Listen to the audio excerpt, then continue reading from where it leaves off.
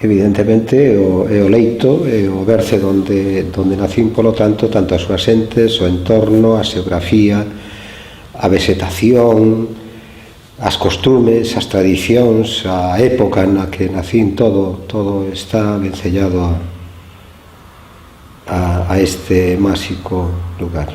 Sí, evidentemente, aínda que eu son máis de interior, porque así se concebía, eu son casi un isleño dentro da terra, por a falta de comunicación que existía entre a miña parroquia, entre a miña república, non?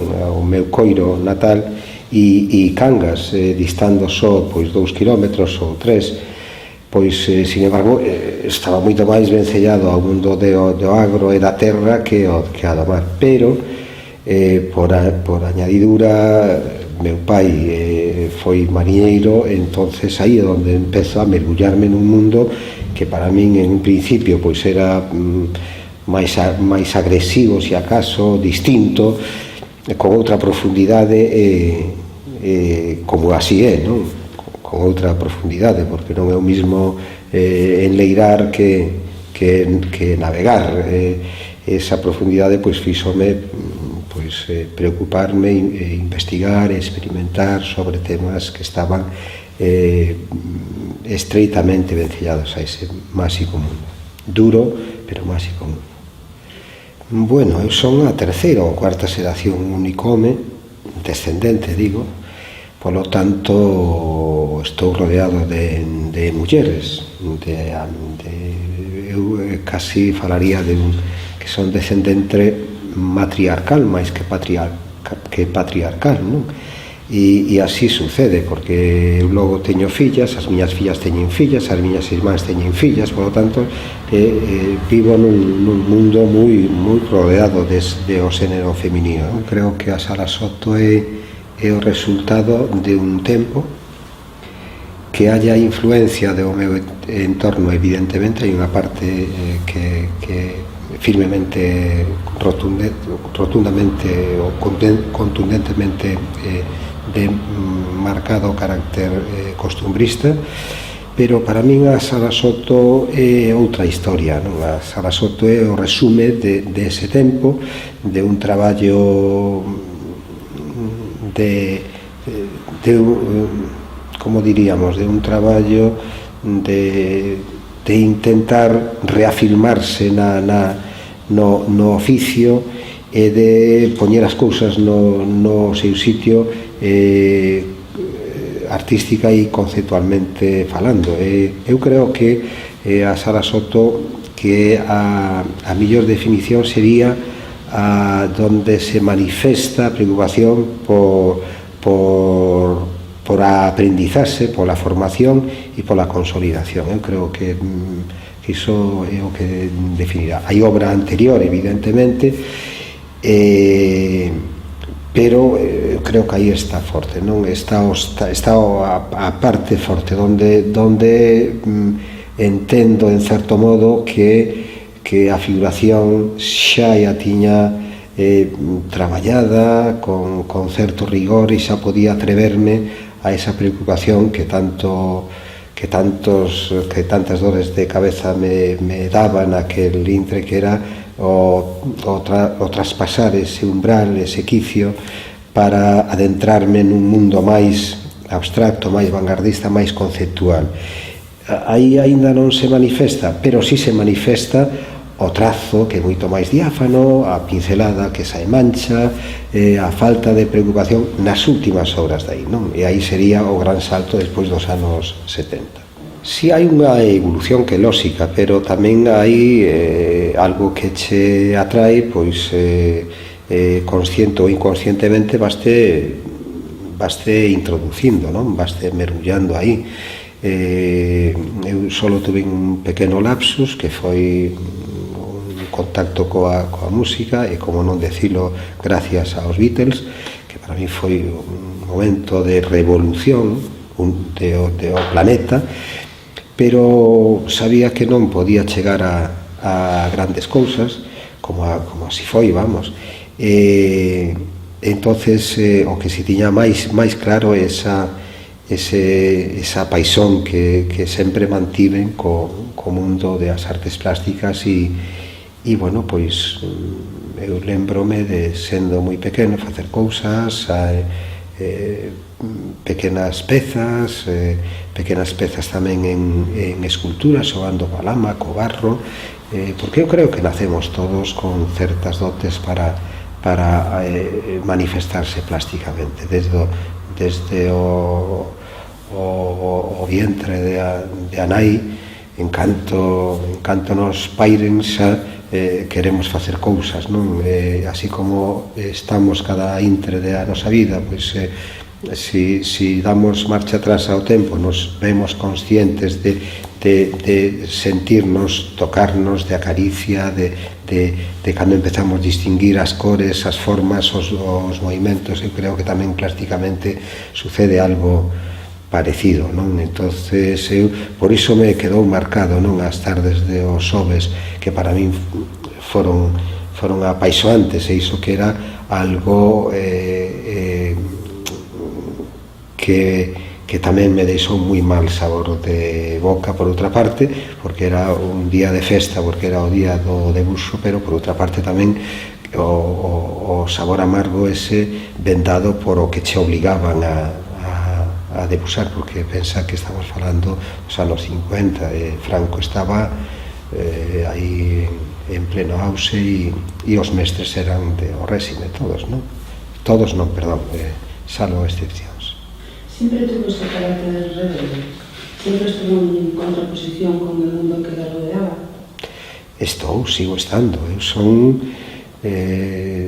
insumiso, son rebelde, son inconforme ou inconformista, son ilegal e ilegalizable. Eu, de feito, houve moitos dos colectivos nos que ou que formei ou nos que estiven traballando, que aínda despois de moitos anos preocupa as forzas de orden polo nome. Sin embargo, nunca fun violento, pero sí había detrás ese trasfondo de denuncia, de reivindicación, de algo máis, non? Por iso tamén hai algo que eu fun consciente ou inconscientemente quisen transmitir, non? Que a arte non debe ser algo estéril, non? Debe servir tamén como a literatura e como outros manifestos para tamén denunciar o que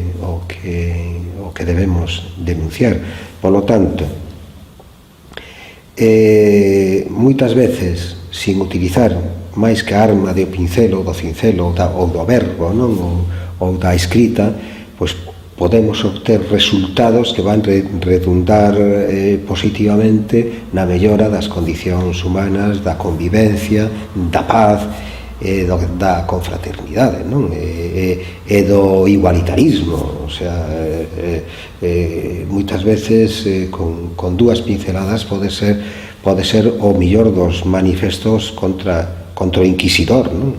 O que lamentablemente está máis de actualidade no mundo hoxe, non? Si, eu creo que é unha filosofía de vida. Esa filosofía leva ás últimas consecuencias. Cada un, hai que non entende como os políticos que por facer negocios cos seus proxectos de fabricación de armas e que pensan que é a mellor fórmula para chegar ao que pretenden.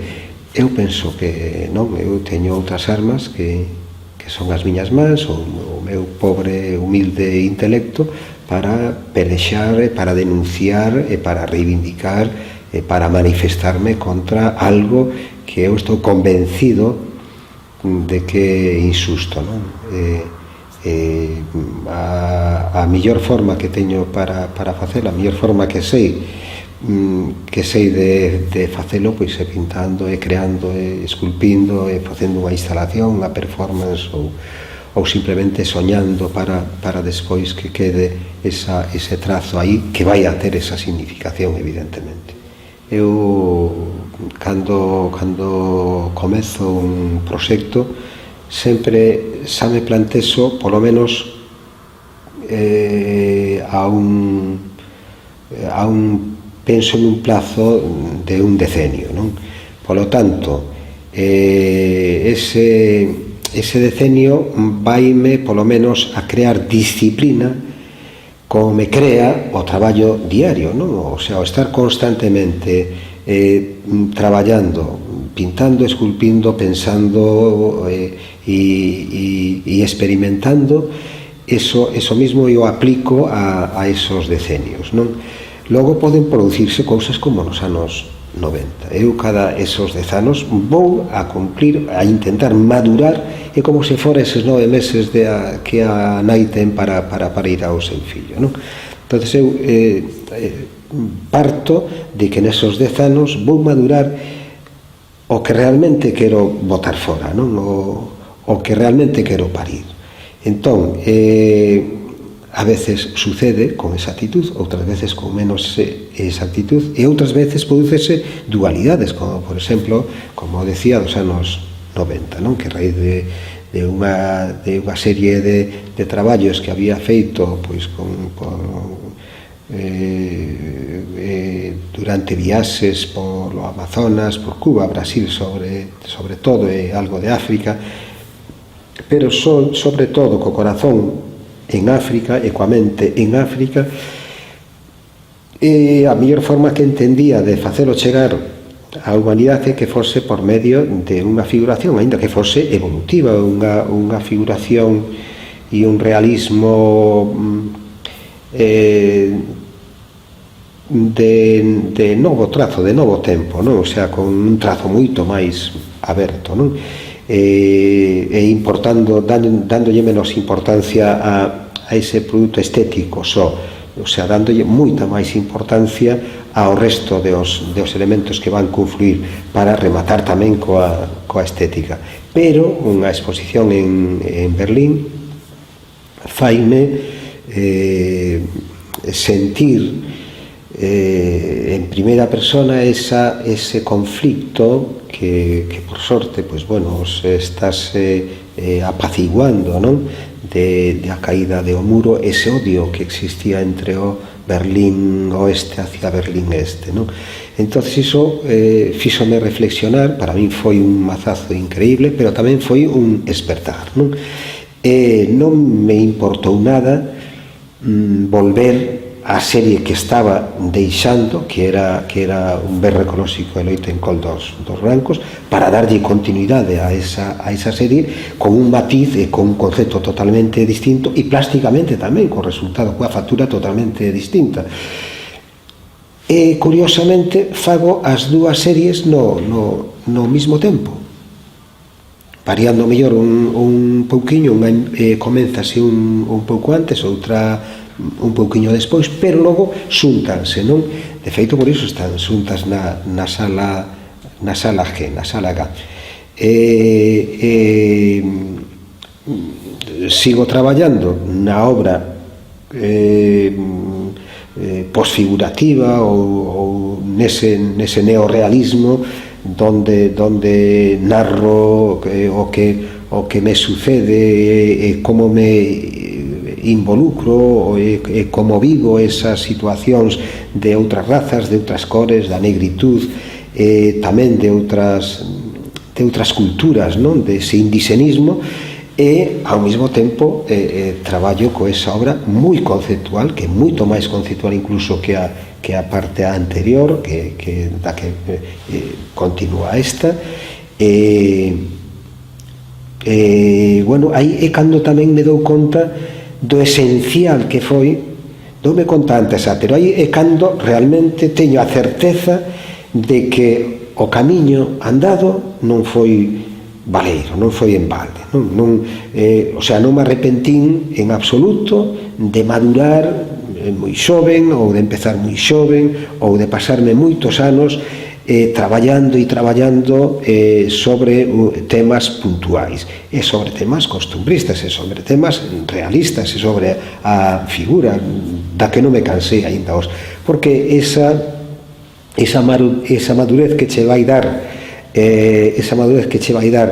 ese exercicio constante, esa disciplina constante, ese intento de superalo cada día, pois dache despois a facilidade para moverte, non, hacia un lado ou hacia outro, non?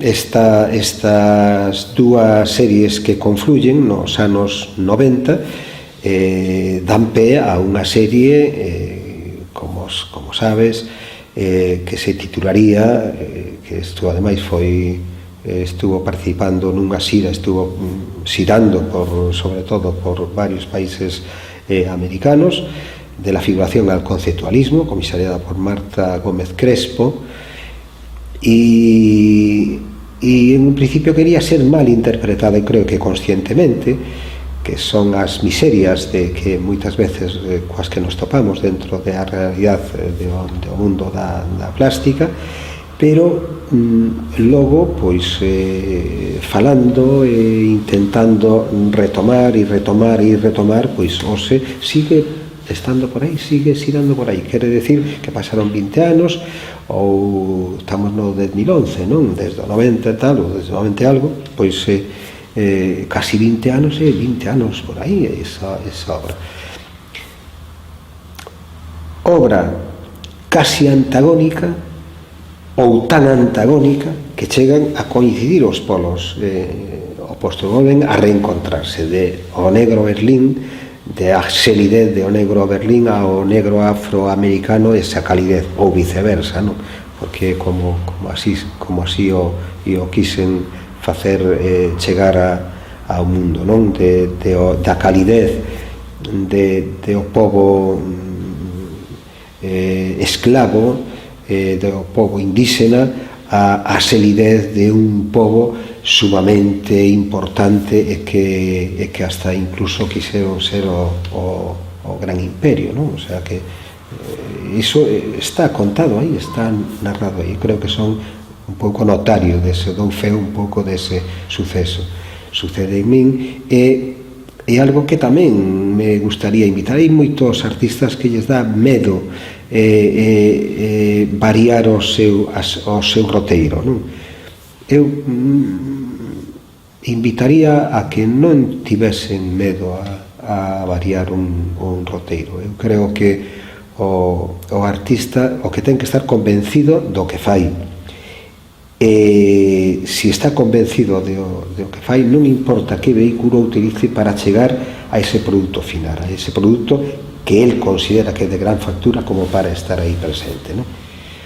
Home, evidentemente eu creo que Brasil é todo un continente, polo tanto é un engado, non? As súas xentes, o amor que desprende as súas xentes, pero a súa paisaxe, toda amalgama de climas, de cores, de luces, de paisaxe, de culturas, pois evidentemente sería imposible non enamorarse de Brasil. Eu sigo pensando que se non houvese nacido en Coiro, si me houvese gustado ser brasileiro ou ser polo menos caribeño, por razóns climáticas, pero tamén por razóns dese desprendimento. Ti ves que a xente a veces que non vivindo nunhas condicións mínimamente humanas, non sei se ao mellor estou exagerando, pero así é, ou así o vivín, e non hai lamentos, hai sempre que contactas co esa xente desprende amor, é algo que ao mellor nós que o vemos desde outra óptica, non? Pero aínda así, claro, evidentemente ao ter nacido en Galiza e sobre todo en Coiro, para min é a miña gran república, é a miña gran nazón, non? Xa Galiza como algo así tan profundo, xa é para min algo que de un gran peso, non? De suma importancia, pero a miña parroquia é o mellor do mundo, e se me apuras, pois o conxunto de a Mangallona é o meu proxecto de vida, non? Seguramente o mellor tendrei que non tendrei folgos suficientes para seguir mantendo esa ilusión, e tendrei que o mellor que abandonar todo, pero aínda que un día xa que queimar todo, pois nunca me arrepentiría. Seguro si volvese a nacer volvería a cometer os mesmos erros, que son rodearme de tantas e de tantas cousas que hoxe son unha lousa para min, porque é unha gran responsabilidade o ter e manter todo isto. Eu creo que todo isto vai sucedendo. Un nace, fórmase e chega ou non chega ao cumio que pretende. No meu caso, cando coñezo a Mangallona, son cativo, pois teño moi pouquiños anos, son crío, tiña moi un pánico terrible porque tiña moi mala sona, pero cando realmente penso na Mangallona como un proxecto, é bastante máis tarde, nos anos 70 xa eu son mozo, xa traballara moito nesta vida, neste eido, e entonces sí que pensei facer un proxecto. Que pasa? Que como na arte intrínseca, a obra de a Mangallona tamén foi incrementándose pouco a pouco. Eu primeiro intento facer de a Mangallona o meu espazo particular, privado, íntimo, para crear e recrearme, para compartilo coa humanidade, pero según vai pasando o tempo vas vendo as necesidades, e ademais cando traballas é moi difícil dar ofrecerlle un espazo a todo o que vas creando, non? Polo tanto, vanse esas necesidades, hai que ir dándolle forma, e cada día pois estás pensando en que ese proxecto que non pode estancarse aí, non pode quedar aí. Entonces imos avanzando até que no 89 pois xa se consolidou como un conxunto museístico, e si hasta ese instante era compartido xa por xente de calquer rincón do mundo que lle apetecese pasar aquí, intercambiar conceptos plásticos ou filosóficos ou literarios, pois a partir de 89 foi moito máis alá. E de feito, pois aínda sigo intentando dar cabida a novas ideas que van surdindo. O sea, iso é como cando naces e depois vaste formando pouco a pouco e van surdindo novas ideas que moitas veces podes leválas a un bo fin, pode facela a realidade, e outras veces quedanse polo camiño. Hasta ahora, pois creo que en gran modo, pois creo que levei a un bon fin, se non todo, pois casi todo o que foi surdindo e que a mente me iba dictando, non? Podemos considerar a Mangallona como se non fora autorretrato? Forma parte de un autorretrato. Eu non sei se é o mellor. Para min, eu máis que un autorretrato falaría de que para min a Mangallona no seu conxunto é un proxecto de vida a que lle dediquei toda a miña vida, porque aquí está o de antes incluso de haber iniciado este proxecto, o sea que as ideas que había antes e as obras que había feito antes están aquí. Por lo tanto, son ese medio século XX dedicado, e máis o que levamos do XXI dedicado a un proxecto, pois sería absurdo si o mantés sin crer nel, non? Entonces, máis que autorretrato, eu penso que unha filosofía é un modo de vida, e é a propia vida, non é un proxecto, non é un proxecto infindo, non é un proxecto que non terá fin nunca. Deixo moi complicado precisamente a xente que algún día queira investigar, porque a cantidad de obra que fun producindo e a cantidad de cousas que hai aquí dentro si se quere realizar unha investigación en profundidade, creo que vai ser un traballo arduo, longo e penoso e duro, non? A Mangallona foi, como comentábamos, foi creada egoístamente en primeira persoa, pero tamén coa dualidade, coa outra intención de traducila nun ben social, nun ben de uso e utilización pública e da humanidade, non? Polo tanto, eu o que disfrutei creando este mundo, este particular mundo, pois o que disfrutei a min xa me compensou. As institucións, pois bueno, nunca denotaron ningún interés absoluto, polo tanto non lle debo nada, o mellor dérenme a min as institucións polo aporte que humildemente eu pudera haber feito, pero eu as institucións sei que non lle debo nada, porque o mellor tamén pesa en contra miña esa rebeldía, esa contestación, esa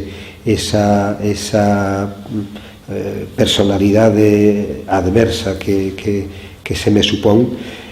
E que vai suceder logo?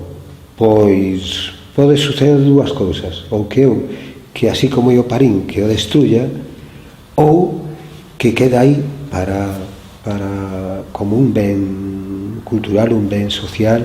O que sí me gustaría é que fose sempre participativo e que se pense que, aínda que en un principio, insisto, foi creado a miña medida e para min, pero que está pensado para disfrute de a humanidade, de calquer raza, de calquer cor, de calquer credo. Hai unha frase, creo que me dedica Ramón Faraldo Descalzo, donde dice que sus retratos son auténticas radiografías. E hai unha frase que tamén ven agora ao caso, que entraría perfectamente en contexto, que decía Picasso a un retratado cando lle dice: pero señor, si yo no me parezco a este. Picasso dice: ¿y a usted qué cojones le importa? ¿Qué más da que se parezca o que no se parezca? Ya se parecerá. Y en todo caso de que no se parezca, no se preocupe, pues ese morirá y ni Dios se va a acordar de usted. Pero el retrato se titula Retrato de Sabater. Quero decir con eso que a min eu non me considero retratista, creo que nunca fui un retratista porque non era esa intención miña. Sin embargo, sí cultivei moito a figuración, porque me parecía un trampolín importante para despois poder navegar con liberdade dentro de outras tendencias. Que o retrato despois que coincida coa parte física desa persona, pois dame igual, dame igual. A mí o que me importa é que o produto final sea de gran factura, ou sea de unha factura interesante, que sea o que realmente quero.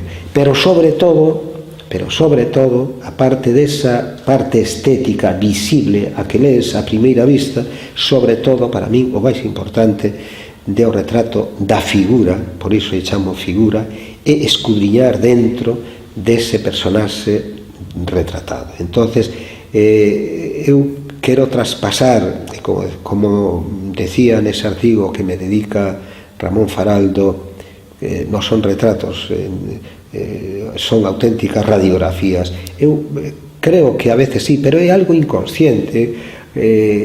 Ahora mismo podíamos estar, en vez de estar falando, pois estar con un rotring, con unha pluma, pois dibujando algo. É seguro que saía algunha destas caras que teño diante, pero se non saíse, tamén dice o maestro Solla: ponte delante de un desnudo, píntalo, saldrá un autobús, pero la idea,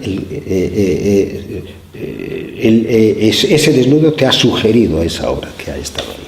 Por lo tanto, eu son un artista que me gusta sempre traballar sobre o natural, sempre, e se non, se é algo moi conceptual, teño que maduralo moito hasta chegar a esa esencia que na que estou agora, non? Na terceira idade, non?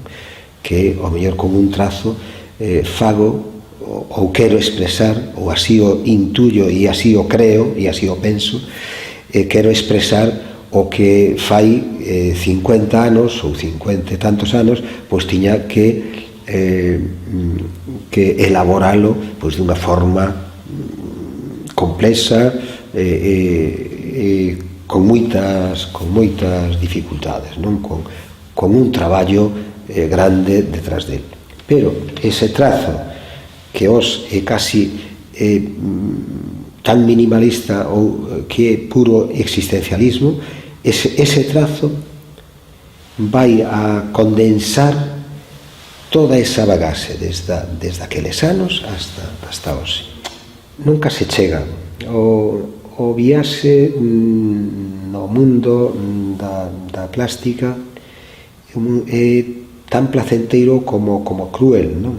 Entonces, cruel, por qué? Porque te obliga a estar constantemente investigando e experimentando. Entonces, cando comentas de volver ao punto partida, pero con un concepto totalmente distinto, con unha execución totalmente distinta, que iso é o que che deu esos anos de adicación total e absoluta, de entrega, deuche a posibilidade de chegar casi ao inicio, a toparse o que falábamos antes entre o negro Berlín e o negro afro, non? Entre o realismo a figuración, ou a parte esa costumbrista, que a parte máis manifesta está na neniña esa con flores, que é Rebeca, e a parte esta máis conceptual, un berre ecolóxico, a parte negra Berlín, ou a parte cando entras dentro de outra das fases, outra dos decenios onde trato as arquitecturas, danzas, tradicións, ou chegar a mar adentro, ou a Galiza profunda, ou agora a recuperación da natureza perdida, porque sigue sendo contestataria, evidentemente, e ademais contestataria unidirixida a especulación pura e dura, porque somos esclavos de nós mesmos, porque estamos outorgando eso, non? A esa xente que non dá nada, o que decía Susskind con no perfume, non? Que Grenouille por non daba nin os seus excrementos á humanidade. Cantos parásitos están aí, non? Pois nos podemos chegar, nos podemos facendo un traballo no que un cree que está feito con rigor, podemos chegar a esa esencia, non? Tan minimal de un traballo tan profundo e tan elaborado, a un traballo tan profundo e tan pensado, porque casi ni siquiera é preciso tocar o soporte, nin utilizar materia ninguna. O mellor só é pensalo, e vai a ser ese trazo, pero ese trazo é tan conciso que fixo falta esa trayectoria, esa carreira de fondo, e son tan antagónicos que chegan a reencontrarse. Evidentemente, para eso hai que continuar co exercicio constante, co exercicio diario. O sea que por iso decía antes que ningún artista ten por que ruborizarse cando o tilden, mira, este sigue facendo figuración ou sigue facendo realismo. Para nada, para min, para nada é peyorativo, ao contrario.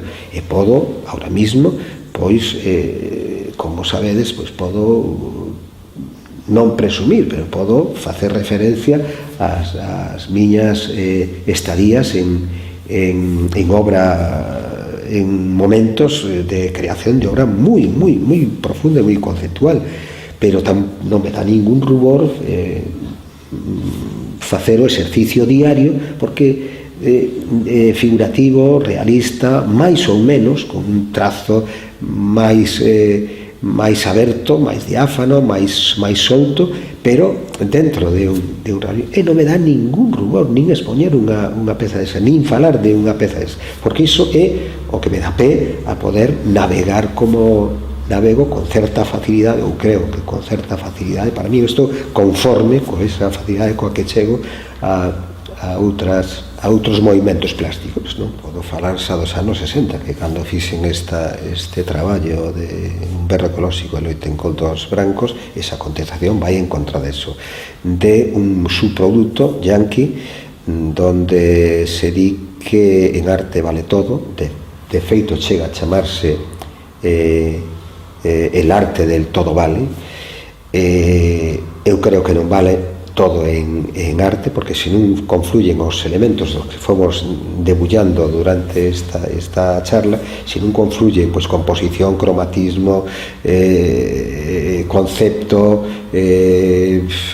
limpeza e a osamenta propia do cuadro para rematar nesa obra estética, pois non é unha obra de arte. Unha pintura pode ser unha pintura e non ser unha obra de arte, pero clarísimamente. Eu tiro con un cacharro de pintura aí, ese é un lenzo, unha tabla ou o chan pintado, pero non quere decir que eso sexa unha obra de arte. Entonces, eu creo que hai que diferenciar un pouco ese concepto, non? Entonces, eu creo que ahora mismo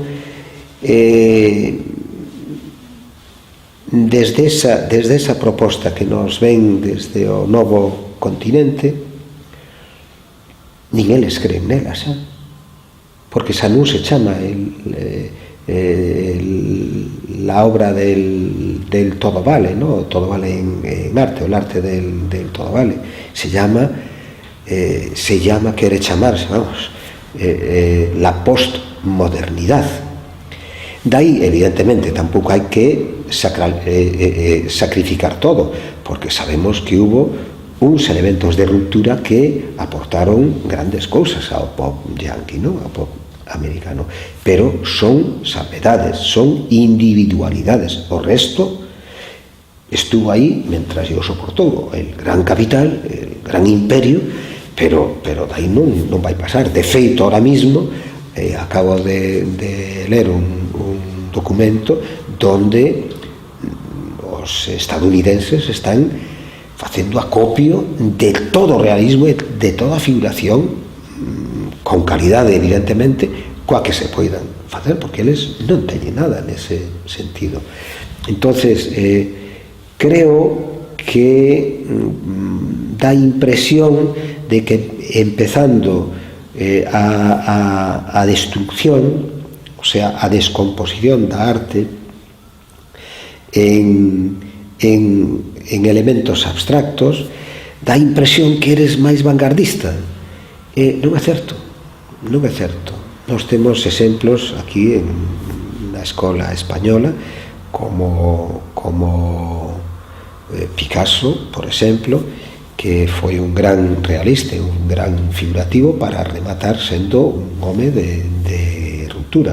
E temos hoxe a Antonio López, que para mí é un gran vanguardista, tan importante, para mí máis importante que outros moitos, non? Pero comparo perfectamente, a mí pareceme tan vanguardista o realismo de Antonio López como de Zobel, por exemplo. Non digo outros nomes porque xa non falo desos nomes, non? Porque cando me dei conta que foi demasiado tarde, que xa falara moito desos outros artistas, xa pasara moito tempo sin saber o que había detrás deles, que trayectoria era, que non había ninguna. Por lo tanto, evito falar desa xente. Que mensaje le gustaría dar ao futuro, a futuras generacións?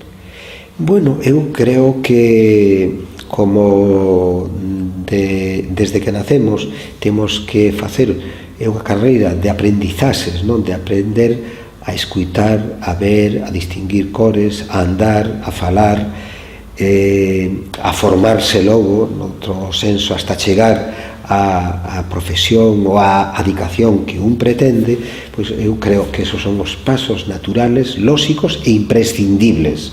Ou sea, é dicir, que o que queira ir a unha facultade de Belas Artes porque tuvo a media que o selectivo lle facilita acceder a esa facultade, pero sin esa facultade, se o que lle transmiten es que el arte hoy es el concepto, pois van sair como moitas propostas das que están saindo. As que saen boas porque o artista cree nel mesmo, ou o mellor lle coincide tamén un bo transmisor, non? Pero moitas veces non. Eu sei por alumnas de Facultade de Belas Artes cos que teño moitísimo contacto, moitísima relación, que en moitas facultades o resumen docente é haz lo que tú quieras e explícame el concepto. Oxe, sabedes que estamos asistindo aínda a un mundo que vai durar pouco, a un mundo de iso, non? De filosofar moito sobre nada. E un pouco iso está xa feito, porque os presocráticos tamén dabanlle a volta ao círculo para toparse no mismo sitio sin resultados, non? Entonces, se presentas unha obra que non é nada, por exemplo, certas instalacións, pénsase moito na arte efímera, pénsase que un museo é un cemiterio de arte, tal. Eu penso que temos que ir un poquinho máis hacia lá e ser máis rigurosos, e se un quere chegar a facer o que realmente sinte, quere e lle gusta facer, que hai que dar esos pasos como desde nenos, e as facultades tamén tiñan que apostar un pouco máis nese sentido, non? Que chegue ao concepto, que chegue a esa avangarda, pero despois de queimar esas etapas que son imprescindibles, que son as de oficio, as de saber ver, as de saber concebir a obra, e non só o que salga, pero despois explícame o concepto en 200 folios, entendes? Para iso hai vos literatos que saben como transmitir, non?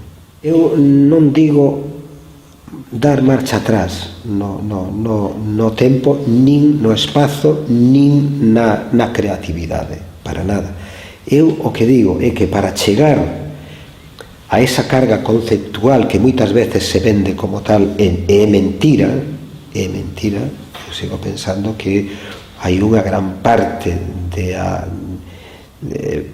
hai unha gran parte creativa que é mentira, e hai un pequeno espacio aí que cando realmente un fai o que quere, o que sinte, o que lle dá gana, e o que quere expresar, quere narrar algo, quere vomitar algo, está facendo, entendes? O sea, hai que diferenciar eso. Eu non digo dar marcha atrás no tempo e volver a unha figuración, non, digo que hai que queimar unhas etapas para volver ao convencimento, que vai a ser seguramente máis perto de unha obra na que o artista mande que na outra parte, que da que comentaba antes, que a obra manda no artista. O sea, si sale, e se non sale, non sale, entende? O sea, tamén vale o que se fixo nos anos 60 e 70, crear grandes naves en New York, donde se metían miles de metros de lenzo. Fai o que ti queiras, ti pinta o que queiras, porque depois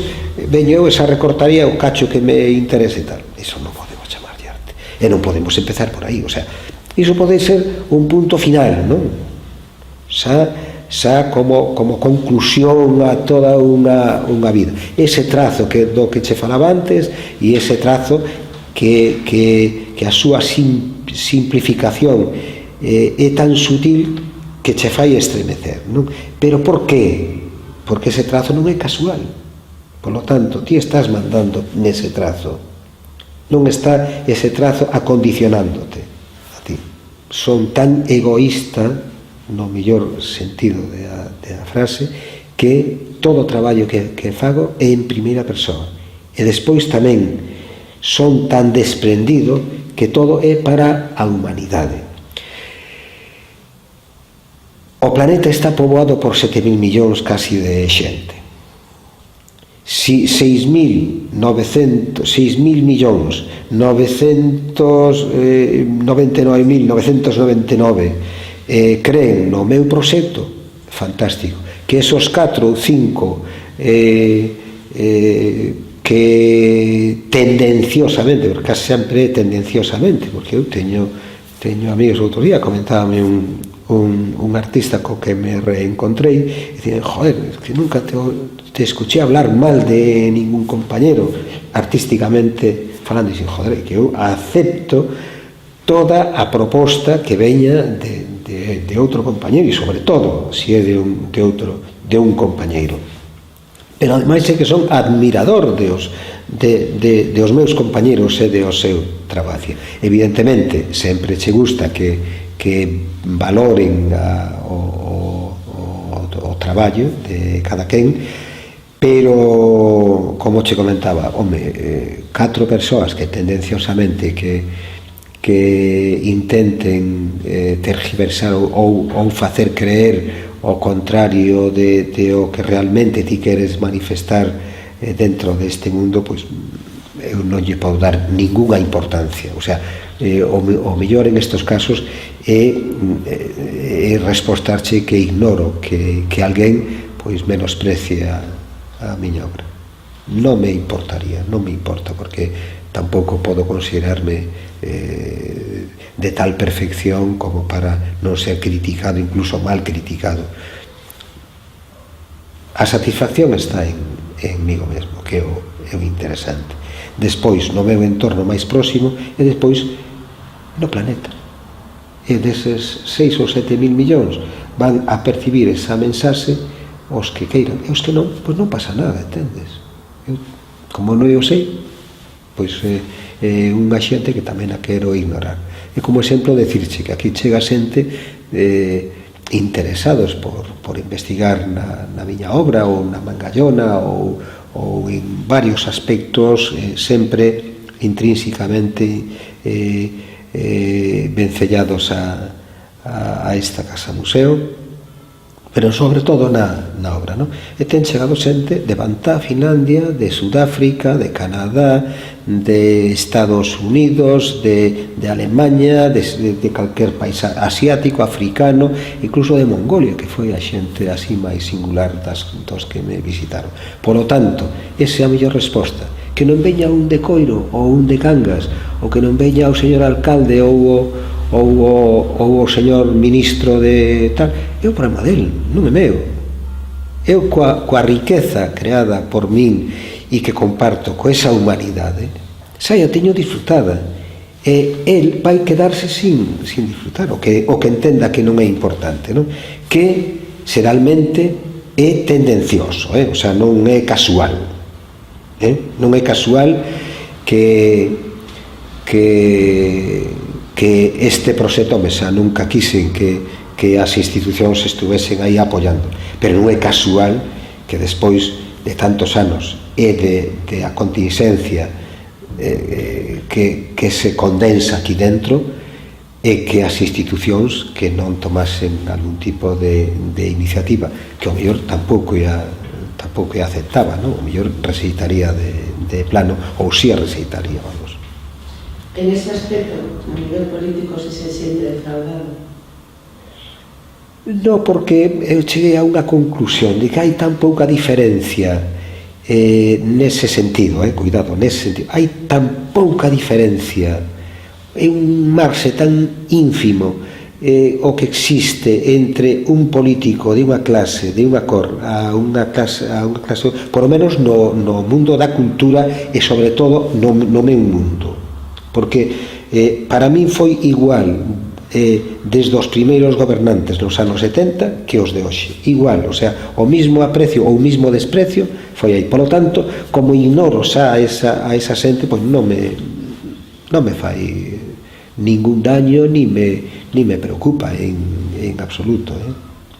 Eu creo que teñen que interesarse en todo caso son eles, para iso cobran do erario público e teñen a obligación,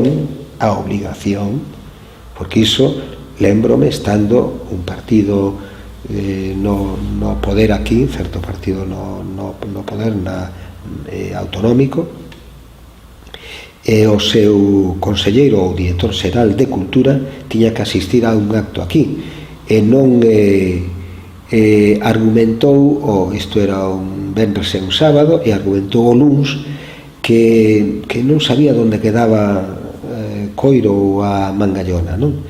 Entonces, claro, a resposta non miña, senón de quen tiña que responderlle, pois foi que primeiro, hoxe, con internet, pois simplemente poñer o meu nome ou da Mangalloneta en todas as referencias que lle fai falta, hasta os puntos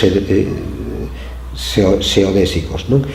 Pero, é máis, ten tal equipo de apoio ese politiquito que ten que espabilarse, porque ten primeiro os seus asesores, ten o seu gabinete de información, o seu gabinete de prensa, as súas delegacións provinciais e as súas delegacións locais, o sea, ten como último recurso poñerse en contacto coa CEGAN, e mira que fácil era, coño, pois quen non coñece a Caamaño Sestido pois en Santiago? Si o coñecen en África, centro, norte, sur, ou nos países del este, ou en Asia, ou en América, ou en Australia, entendes? O sea, que se pode localizar. O sea, esos son malos pretextos, entendes?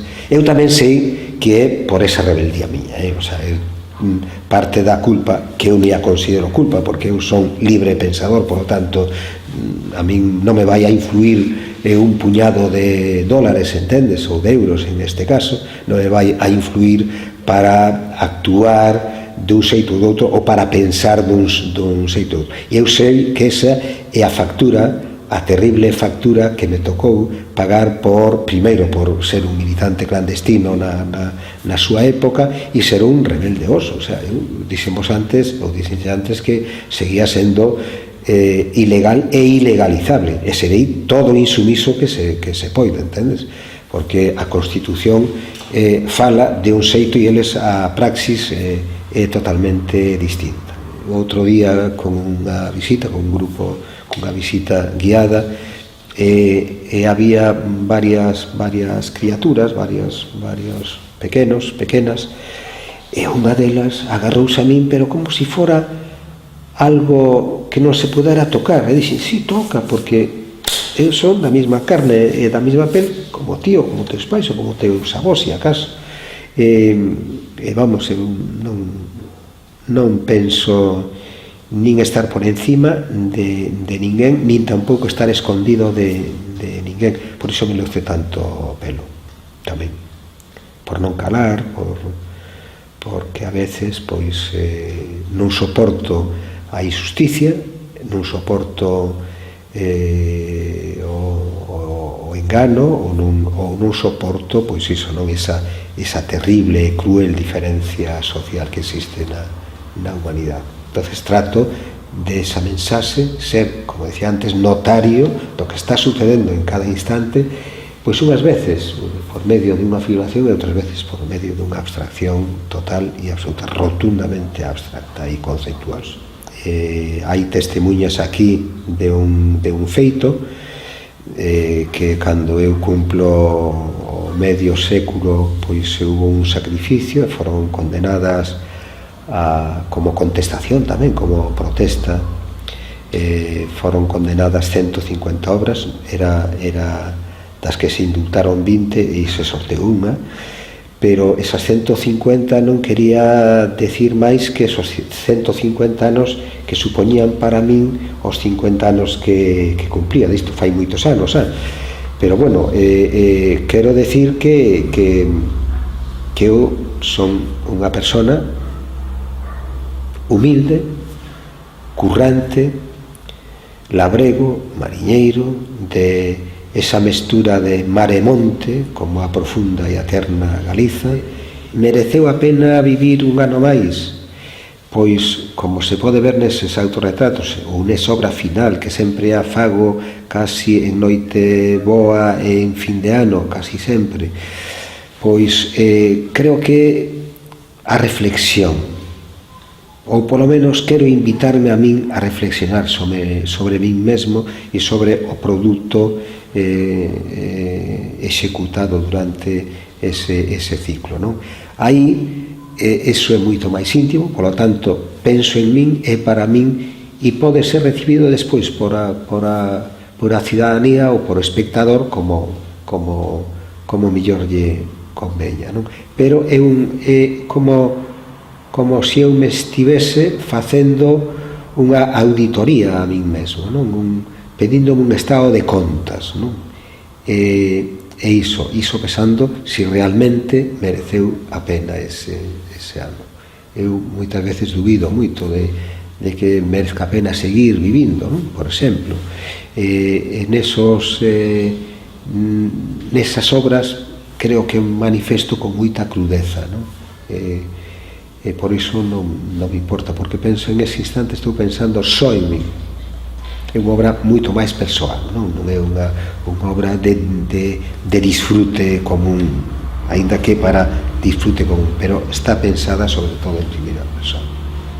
Non o resultado do que fixen durante ese ano, senón esa autoflagelación, entre comillas, entre aspas, esa especie de autoflagelación, non? De si realmente merece a pena o que estou facendo ou mereceu a pena vivir ese ano máis. O sea, esa é a pregunta. Non é a dureza da obra, non vai a discernir de si a obra foi mellor ou peor nese resultado, ou si mereceu a pena ese traballo ou non, senón poño en dúbida si realmente eu aportei todo o que tiña que aportar ou non, ou si realmente me mereceu vivir ese ano máis ou non. É algo moi personal, que é moi difícil de exteriorizar, é algo complexo, é algo que é feito, é pensado e é parido en primeira e para a primeira persoa. E non é estás falando de unha obra en concreto, pero é que todos os anos hagas todos os anos sempre hai unha obra donde fago esa especie de examen de conciencia, como dirían os practicantes, non? Pois eu fago ese examen de conciencia, desnúdome, doume volta como unha tripa dándose volta, pois doume volta como unha tripa e miro que hai dentro de min, que é o que residualmente quedou, e si merece a pena ou non manter iso, pero sobre todo por o que comentaba antes, a min realmente merece a pena seguir vivindo hoxe? Esa é a pregunta. Pois esa pregunta está feita dentro desa obra. Hai estados de ánimo que en min que me producen auténtico terror, non? Entonces aí tamén está patente esos estados de ánimo. Podo estar agora perfectamente, pero teño esos picos que de repente derrumbeime, e que fago para, como mal menor, pois aproveitar esos estados de ánimo terribles para parir, para crear. E moitas veces pois é iso, non? O estado de ánimo vai a incidir de un xeito contundente na obra. E moitas veces ademais son datas que para min, non só por iso que comentaba antes, non? De que se trate de un resumen de esa vida, non? Que se prolongou un ano máis. Tamén iso, non? Para min son datas que me parecen incluso moi engañosas, moi hipócritas, non? Con un trasfondo raro, non? O sea que só hai que desexarlle unha felicidade ao contrario ou ao de enfrente, só no Nadal ou na noite nova ou na noite bella ou tal, non? Eu por iso mellor tamén son crítico, deprímome moito nesas datas, porque eu creo que o mundo ten que ser feliz desde que se nace hasta que se morre, o sea, desde o 1 de xaneiro hasta o 31 de decembre, non só feliz ano, ou feliz noite bella, ou feliz Navidad. Iso, o mellor tamén incide algo eso, o sea, que é unha cuestión tamén de filosofía, non? De unha filosofía de vida, vamos. Sí, bueno, eu non pintei nunca obra sacra, nunca, agás, pois, non en momentos puntuais. En os momentos puntuais, o que si fixen, o que si tiña feito xa desa, eran arquitecturas sacras, por a riqueza arquitectónica que sempre o rodeou a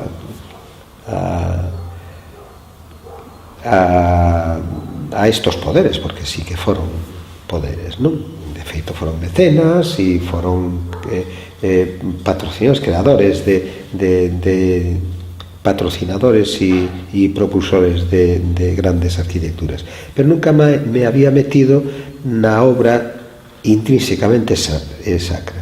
Agás, cando chego convidado por un amigo, por un bo amigo, Bujalance, a súa terra, a Córdoba, e en Lucena, pois vin esa manifestación. Para min é unha manifestación vina desde outro ángulo totalmente distinto ao que aquí. Pois todo o mundo disfrutando, é un fenómeno cultural que emana de raíces do propio povo, é unha anarquía absoluta, unha riqueza impresionante, unha riqueza de escultórica, plástica impresionante, pero depois unha anarquía tamén total e absoluta. Todo o mundo vai coa botella de anís, hai que comer, beber, e véndese todo por medio das proteccións, pero tamén un silencio sepulcral. E se a iso engadimos que o que na nosa terra cada casa era unha taberna, ou sigue sendo un pub, un bar, e ali cada casa é unha ourivería que está a traballar durante todo o ano para crear un novo paso, para crear toda esa ornamentación, e que me prendou, o sea, a min é que me fascinou. Por iso teño esa colección de obra sacra que, bueno, que destacaría algunha peza, pero sobre todo unha por a execución, non? Porque son manchas soltas que compoñen realmente o que a considero de factura, vamos, de unha interesante factura. Señor Canal, se volviera a nacer, que le hubiera gustado ser? Pois seguramente, creo que o comentei antes, si volvera a nacer seguramente iba a tropezar nas mesmas pedras que tropecei hasta hoxe. Ser ese rebelde, ser contradictorio algunhas veces, ser dual coesa personalidade e coesos matices que a veces nos caracterizan aos que ao mellor que pretendemos ir un pouco máis alá de o que podemos. Ese sacrificio prodúceche a veces esos cambios de carácter, e sobre todo sería artista a miña maneira, e seguramente cometería os mismos erros e os mismos acertos que hoxe, aínda que si teño que aconsellar ao de enfrente, diríalle que fixese calquer cousa menos o que fixen. Si le hubieran dado oportunidad de joven, ¿se decantaría más por la arquitectura? Non, eu tuve oportunidade, de feito son arquitecto, son arquitecto, eu non teño o papel colgado nunha parede, pero eu fixen moitos proxectos para moitos arquitectos, o sea que para min a arquitectura forma parte de as belas artes, non? Para min a arquitectura é unha escultura habitable. Por iso é que para min a arquitectura, de feito, pois dediqueime a facer rayas e rayas e rayas durante anos. Por lo tanto, eu tive a oportunidade de así ser, e das 4 ou 10 ou 56 cousas que empecé non rematei ninguna, porque forma parte da miña personalidade controvertida e forma parte desa rebeldía, non?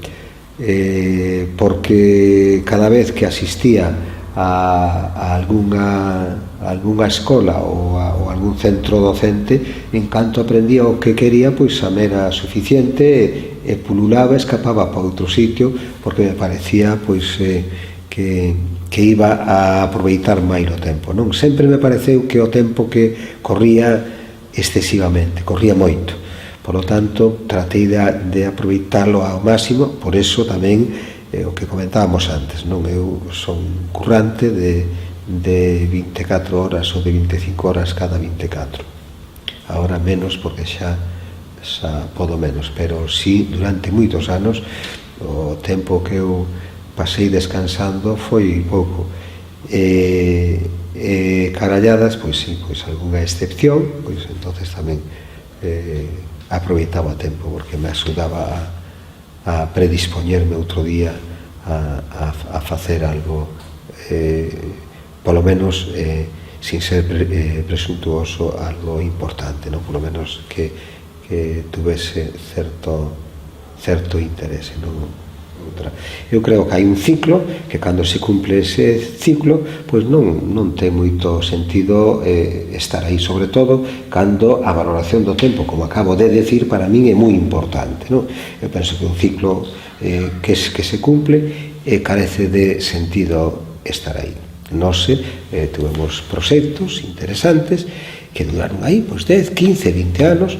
Despois non lle interesou a outros continuar, e claro, non vas a hipotecar toda unha vida para un proxecto, sobre todo cando estás metido en centos ou en miles deles, non? Hai xente que se asfixia nun vaso de auga ou de viño, vamos, e non ten tempo para colaborar en ninguna cuestión, en ningún aspecto que poida ser revertido hacia a sociedade. Eu, pola contra, creo que fun comprometido con moitas causas, pero tamén chega a un instante, chega a ese intre que tes que decidir.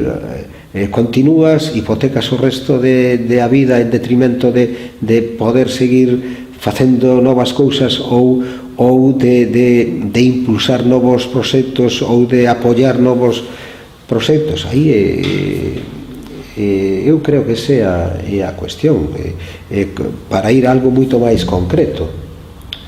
O Premio Luces na Mangallona, que foi unha creación miña, unha de tantas historias que me pasaron pola mente, parecíame interesante porque supoñía sobre todo de estímulo para creadores, de todo tipo, para xente da cultura, das artes, da cultura en xeral, da literatura ou da cultura en xeral, tamén da investigación. E eu fixen unha confesión, que iso está recollido, está grabado, está nunha acta seguramente, en algún escrito, pero aparte está filmado por Berto. Digo, no primeiro premio, no premio 0, digo, ou no 1, digo que é un proxecto para 10 anos. Os 10 anos, claro, para mí supón un costo físico moi importante, un costo económico moi importante e un esforzo moi importante, que teño que deixar de facer cousas moi importantes durante un tempo para organizar todo o que conlevaba o desenvolvemento do Premio Luces, non? Entonces, aos 10 anos eu oferteillo a Xunta, a Diputación e o Concello. A ningún lle interesou. Por lo tanto, fíxeno un ano máis para despedirme de todos os incondicionais, para todos os que foran homenaxeados e que ainda estaban vivos, porque algúns morreran xa, e máis para agradecer a todos aqueles que colaboraron, bandas de música, bandas de gaitas, grupos de baile, poetas, escritores, cineastas, xente do teatro, da farándula, o sea, por aquí pasou. Creo que tuvo que sentar precedente, e aí están as hemerotecas, de haber sido un evento cultural importante. Sin embargo, cando lle das se ha montado, que seguiría o mellor eu convocando e realizando e organizando, pero cando ves ese desinterés por a xente que realmente está vivindo dos nosos tributos e que teñen a obriga de coñecer como aquel señor que non compareceu nese acto porque non sabía onde quedaba Coiro. O sea, cando ti estás ademais coas prebendas que se usan, non? E nunca máis visibles que os, non? O sea, eu para chegar, seguramente se que chego a unha xubilación teño que cotizar 40 anos, el 7, e se es ministro un día, ou se es presidente, e todo. Vamos a ver, joder, hai que ser serios. E agora fagolle, tes este proxecto, agora regaloche este proxecto, non che vai costar nada, porque vou a organizar, pero por ao menos que haxa un mínimo interés, que besas un mínimo interés institucional. E non pasou nada, rematou aí. Pero non é que eu abandone, non, para nada. Eu tiña un proxecto que era para 10 anos, fíxeno 11, entendes? E fíxeno o máis digno que eu pude. A min costoume moito sacrificio, en todos os sentidos, pero fíxose durante 11 anos. E así pásame con todos os proxectos. Eu creo que, salvo moi raras excepcións, poucos proxectos iniciei e que non levase a bon fin, que non chegase por lo menos hasta as previsións que eu pretendía, non?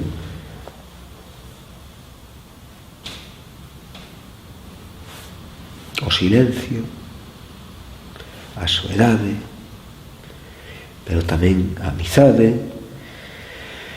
o meu entorno, é que é tan amplo que podíamos abstraelo